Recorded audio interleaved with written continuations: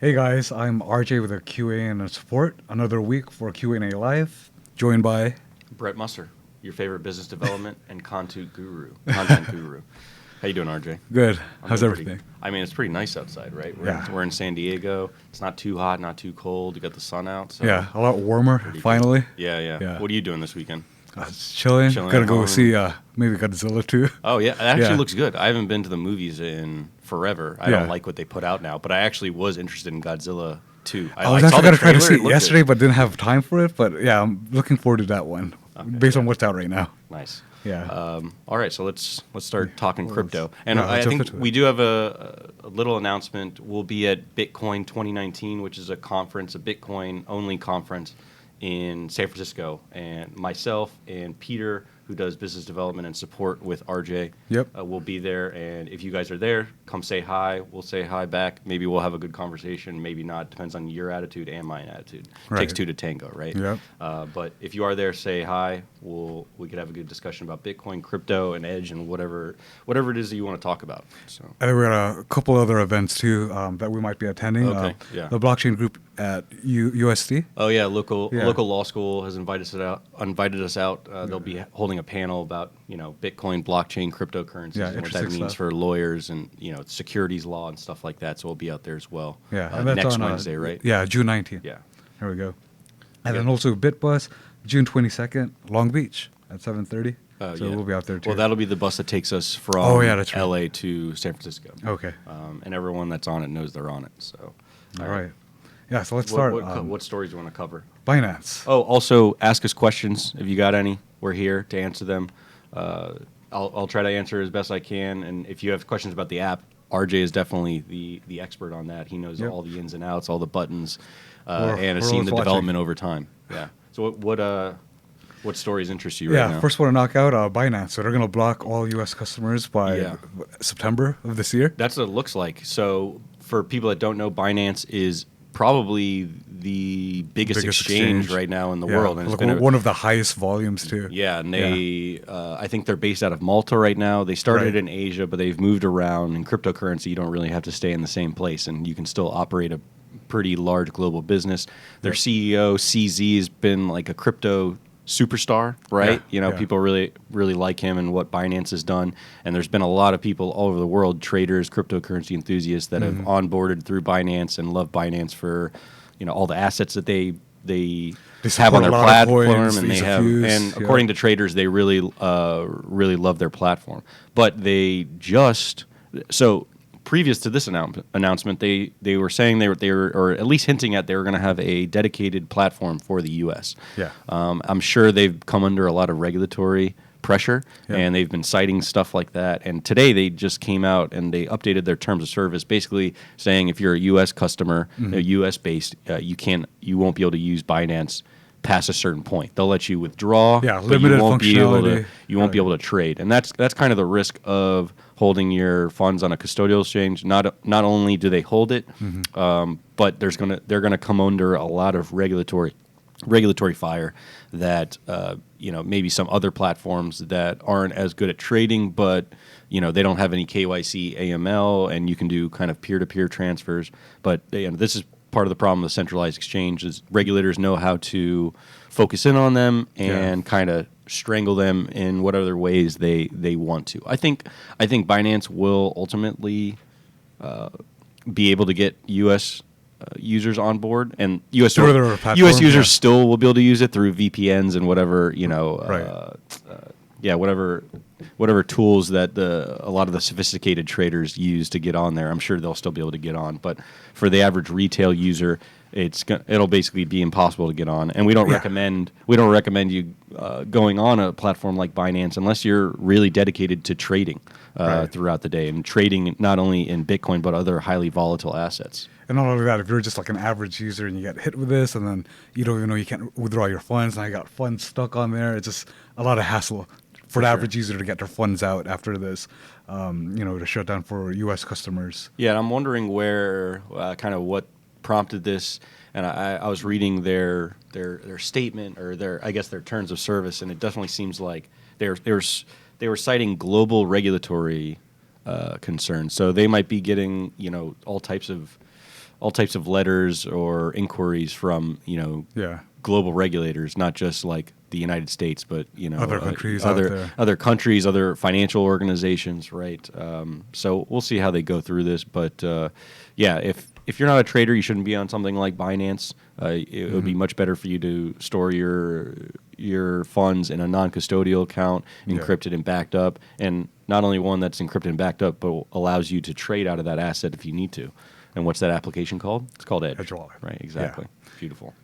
At least until the next stages when we got decentralized exchanges. Exactly. Maybe that's the next step. Well, and that'll we be a get part that of that'll be a part of Edge, Yeah. right? It'll be kind of a peer-to-peer exchange with really no No central restrictions, exchange in right. front. You just have programs that are written, and you'll be able to just Execute type the into trades.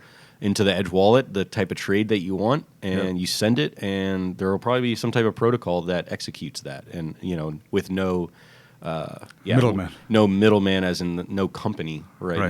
now that comes in between. Yeah. Yeah. So, do you see any questions on there? Let's see.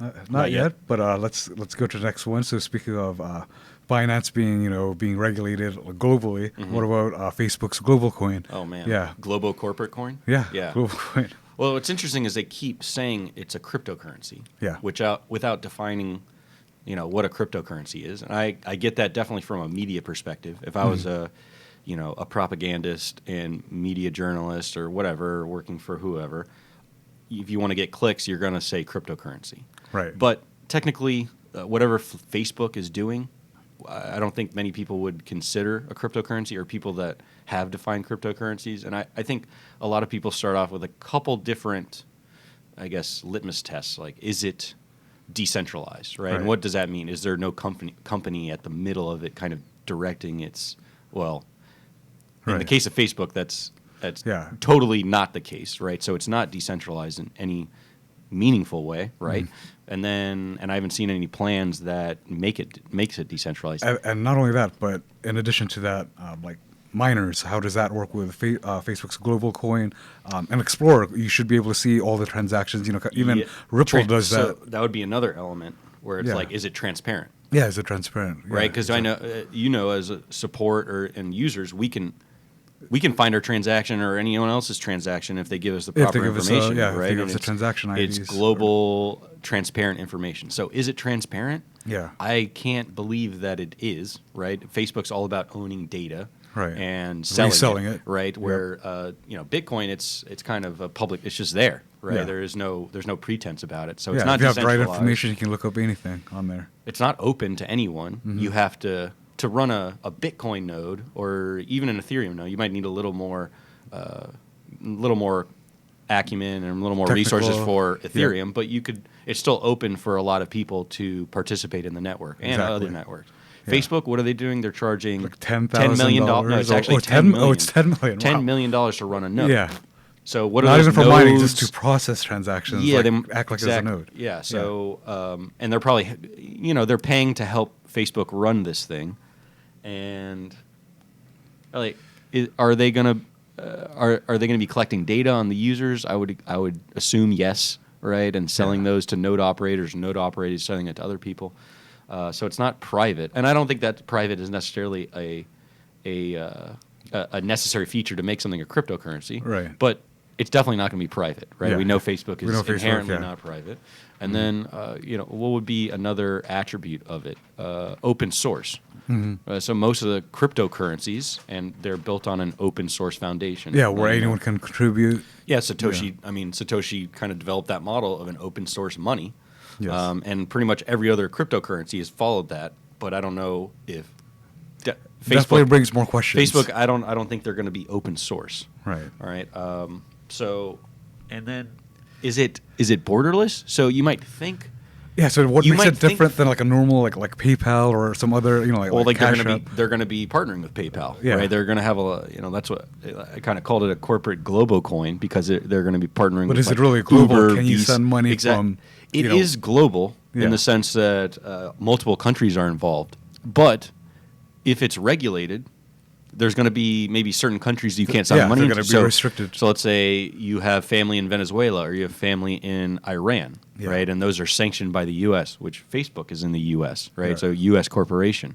Are you going to be able to send Facebook bucks or GlobalCoin bucks to? And then if you do, what happens? Do you get your account shut down? Yeah, Do you get in exactly. trouble with the law? With Bitcoin or Litecoin or Dash or Ethereum, you can send those funds to your family in Argentina or Venezuela or Iran. If someone if your family's in a jurisdiction that's under sanctions by the U.S. federal government, It doesn't care. It doesn't care. Matter. Facebook will be it's going to be regulated. There's a lot of eyes on it. I don't see it being completely borderless. I see it having many borders. So it'll be I guess it'll be more global than the U.S. dollar.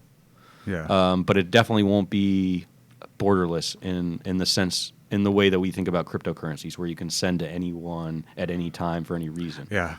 Instantly, anywhere. Right. And that's definitely not going to be censorship resistant. They're already censoring content creators, just content creators on Facebook, like even on YouTube, and on YouTube. Right. That's going through. So there's no way they're gonna. That's just not part of their ideology. Right. That's never been something that they've held. They're more about connecting people and sharing posts and having a nice time on the social network. It's not necessarily about financial sovereignty or cryptocurrency. Or freedom.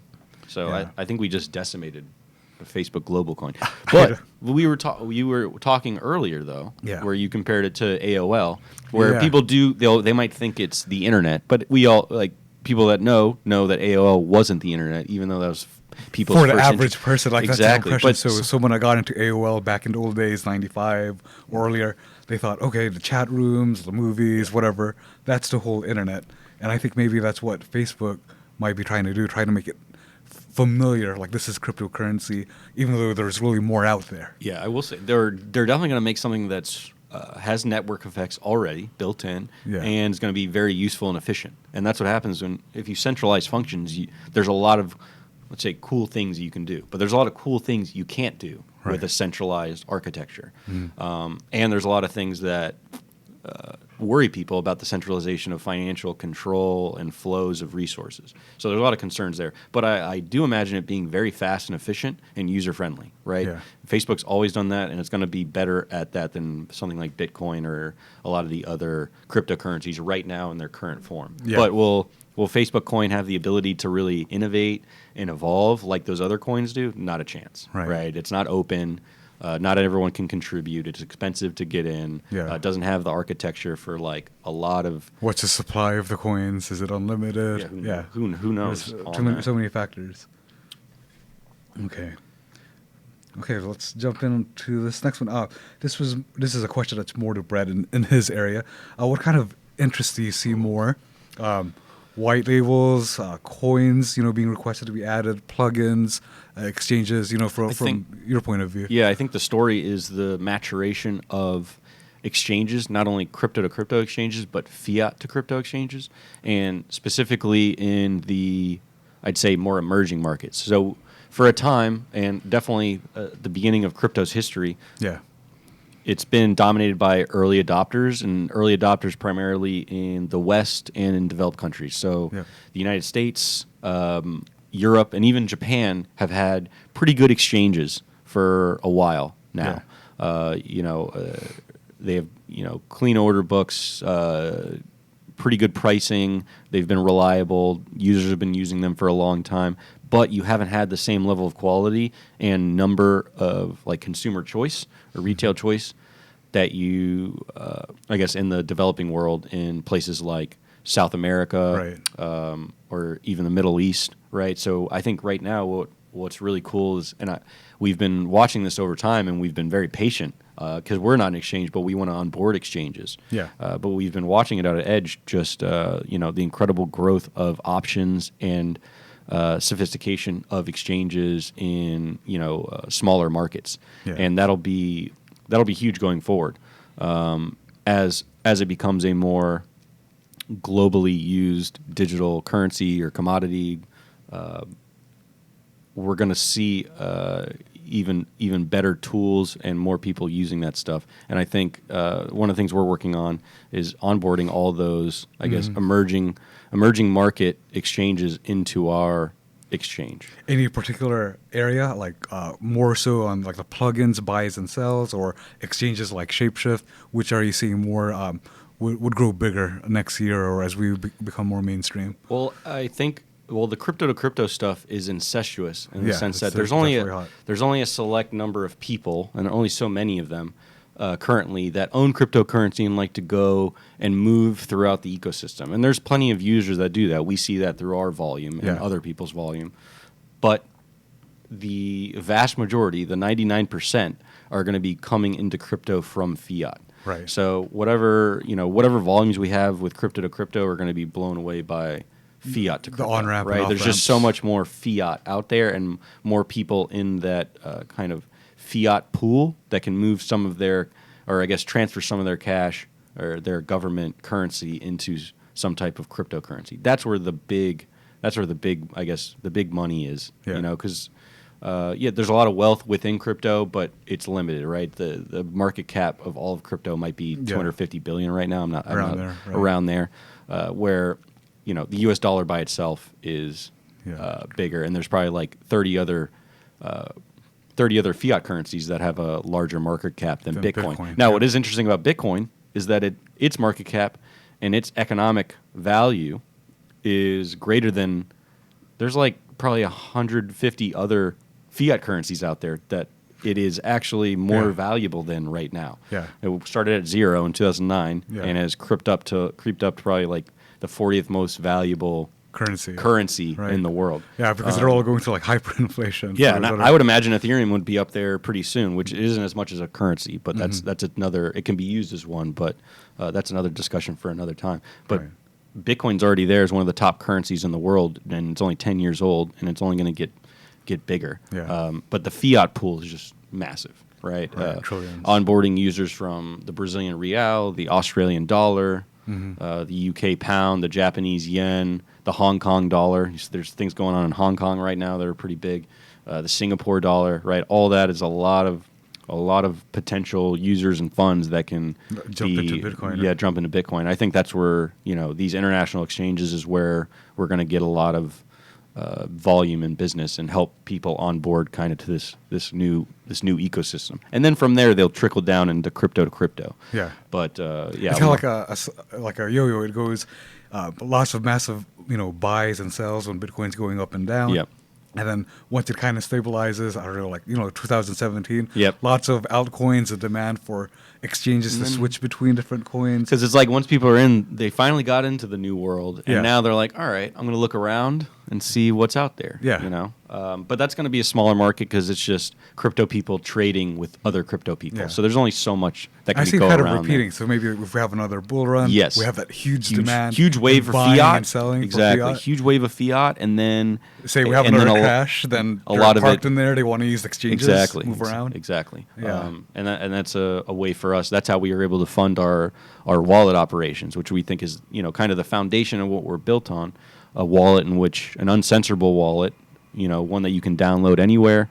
You don't need a KYC AML to sign up. You don't need an email or a phone number. Right. You just set up an account, and you'll be able to send cryptocurrency immediately. And if you want to do some value-added services like exchange from fiat to crypto, we'll be able to enable that on our platform. And also, if you want to, once you're in crypto, you can go easily from crypto to crypto from one of our partner exchanges. And like you said, in the future, there'll probably just a protocol that'll handle that crypto to crypto exchange. Got it.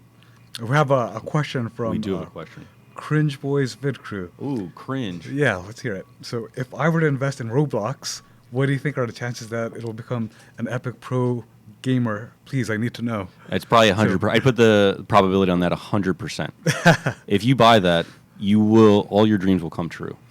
So that's funny you mentioned that. Roblox is actually a game I play a lot with my daughter. It's a fun game, but you buy the Roblox. I actually don't know anything about it, so I made up that statistic. Yeah.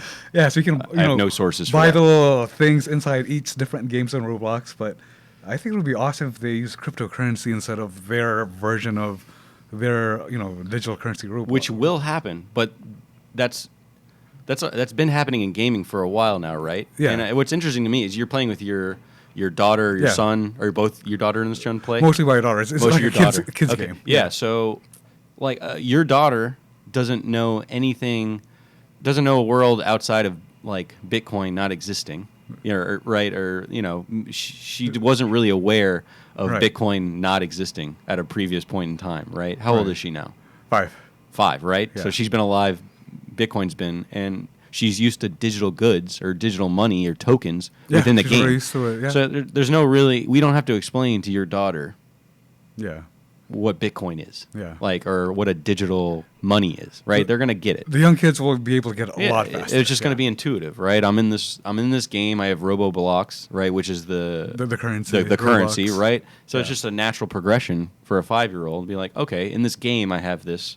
Yeah, to buy, like, the I have this items, like token, and I can do things with it. Yeah. Well, in the game of life, we have Bitcoin tokens, or Litecoin, or Bitcoin Cash, or Ethereum, Yeah. and it'll be very easy for her to mentally understand it. Where someone what it means, that right. might have studied monetary economics, for 50 years, and maybe they're 60 years old, it's going to be harder for them to like care or understand what it could be used for. Where someone that's native to the internet and grown up on it and played games with digital Yeah, and tokens, they're on it's their like, phone. duh, we Yeah, have Bitcoin. They'll know what it is. Exactly. Another question, same person. Is it What do you cringe? think? What do you think the exchange rate for Robux to V-Bucks would be? I don't know.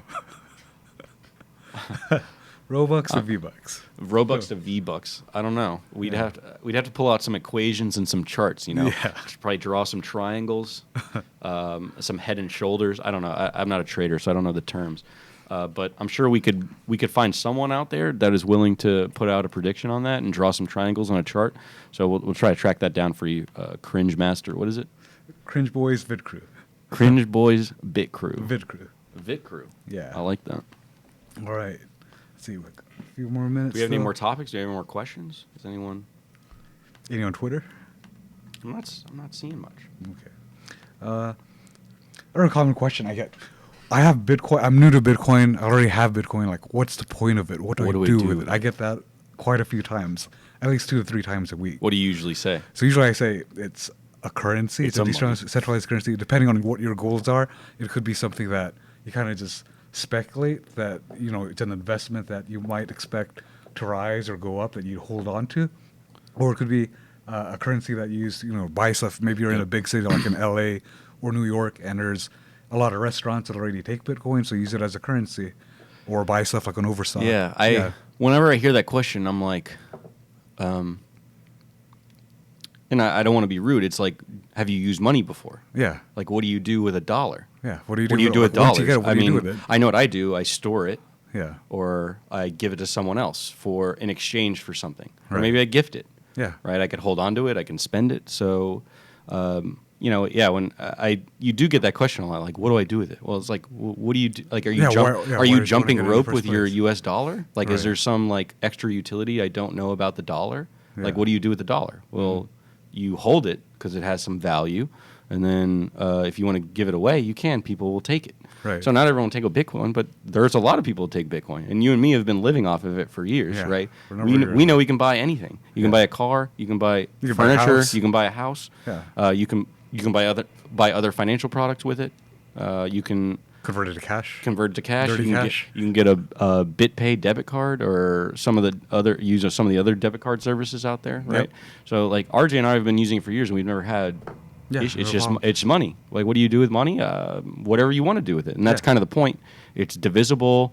There's not a lot of it's going to be limited in some way, and oh. The fiat gods are coming after me. That's. I understand the questions to be like they think it's going to be this like magical thing you do with it, and it's like, no, it's just money. It's probably reading too many magic internet money memes. Like, if you don't want to spend it, hold it. Like, I don't spend most of my Bitcoin. Yeah. Right. I save it. That's not, if I need to eat. yeah, so Right, I'm going to be or spending. use I'm going to it. be spending it. Right, if I want to go on a little trip, I'm going to Joshua Tree this weekend. Nice. A beautiful part of California, a little desert action. Yeah. Right. If I need gas, I could just load up my BitPay debit card and I pay just right pay there. gas right there. The gas station gets Visa bucks. Mm-hmm. I paid with Bitcoin. BitPay's in the middle of that, and it's all good. Yeah. In a few years, I'll just send them a payment. Or for a few Right, years, 'cause just pay Bitcoin directly. Exactly. Yeah. Okay. What? Any other questions you're getting? Let's see. we're also pretty close to the end right now. So Yeah. Well, all the millions of people out there ready to get a question in, the time's now. The time is now, and the line is deep. So in our announcement, we have 1.8.0 release. It Oh, that's should be right. coming out, like fully out within the 24 hours. Still has time to propagate out there on the App Store, Play Store. But the main thing, Dogecoin. Dogecoin. That's going to be in it. Yeah, Yeah. we've actually talked about that for some time. It's taken some time. A lot of people keep Put it asking in about there. it. We've had talks about it, like the last Q&A lives, but it's finally in.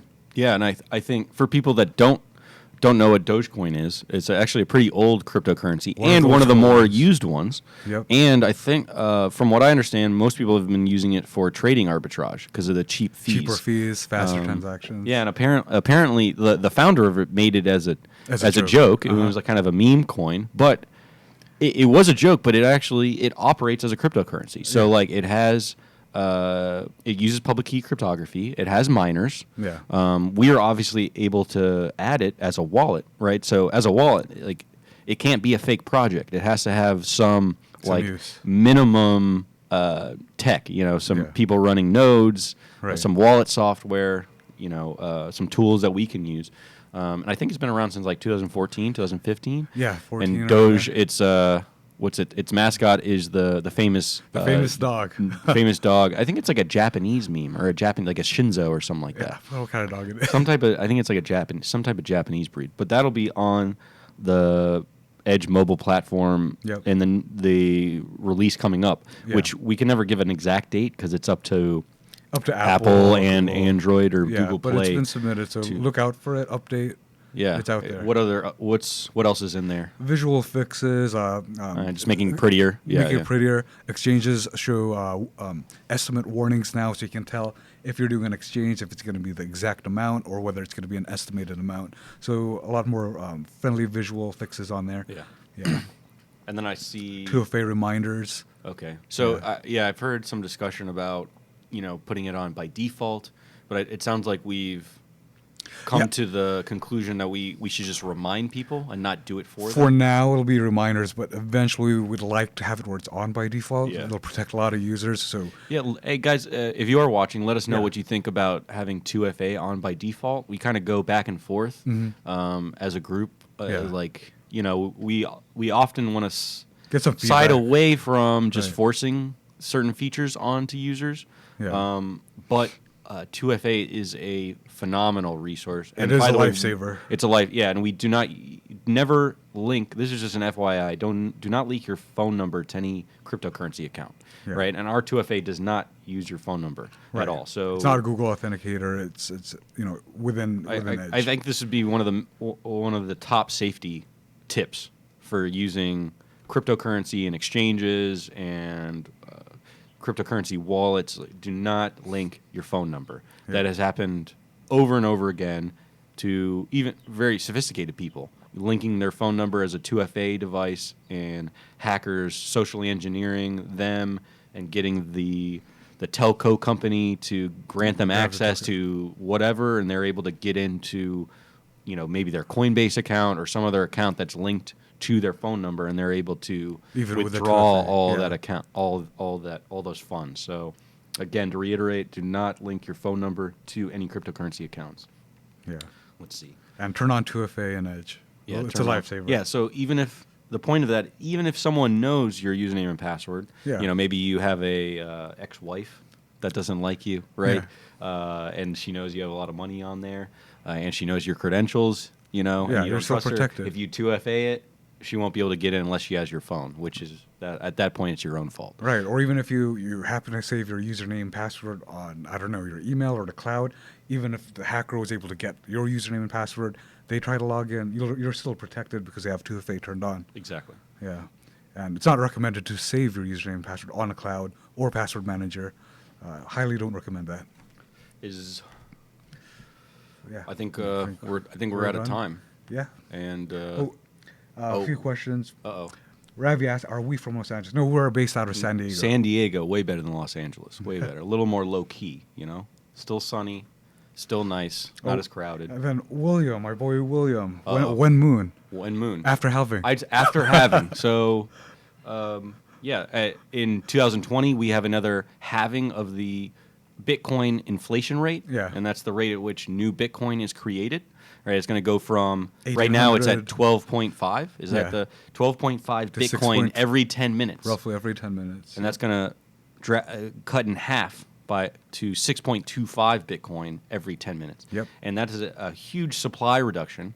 And kind of the thinking is on that, and it's played out over time that say you assume that demand, it doesn't go up or down. If it just Yeah, stays it the just same. stays the same. If demand just stays the same, where cryptocurrency is now, and then you have a massive inflation cut in Bitcoin, you're going to have pretty big price swings to the upside, right? Because you have a decrease in supply and unchanging demand, and we kinda would think actually there'll be expect actually there increasing would probably demand. be increasing demand once they see, especially you get those feedback loops of price pumping, more attention is paid to it, there's more media, and then it's just steroids on Yeah. whatever the supply and demand dimension There of the becomes price a move. fear of missing out. So I think the price move will be bigger than what triggers the price move, but what triggers a price move will be just increased adoption and then just a drastic supply cut, which is what we're definitely ramping up for and want to be ready for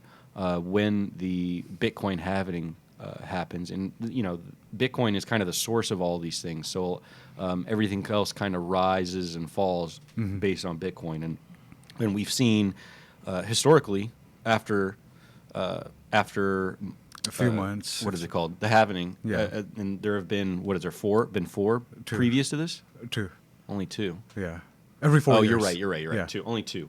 Every time after that, we've seen a pretty A slight tickle ramp up, up. and Yeah. then a massive bull run, probably 6 months after. Yeah. Right. So you see insiders kind of buying more and more, and then kind of the financial press gets word of it, and then it starts a frenzy, right? And Yeah. what we want to do is be able to help as many people before that frenzy and during to onboard Yeah. wherever they are in the On-ramp world. or off-ramp. Exactly. Yeah. No matter where you're at. So we'd say Moon post 2020. I'd say 2021 is a healthy timeline for Moon. Yeah. And I think we'll blow past. We're gonna blow past 20,000 pretty aggressively. Nice. Well, that's my Yeah. bullish prediction for today. Anyways, Yeah, so- anything? So to reiterate what we said earlier, we're going to be at Bitcoin 2019. I'll be there, and our other guy that helps with support and business development, Peter O'Brien, will be there with me. So come up to us and say hi. We'll probably have Ed shirts on, Right. And I think that's it for us today. Yeah. And last thing, not your keys. Not your Bitcoin. Right.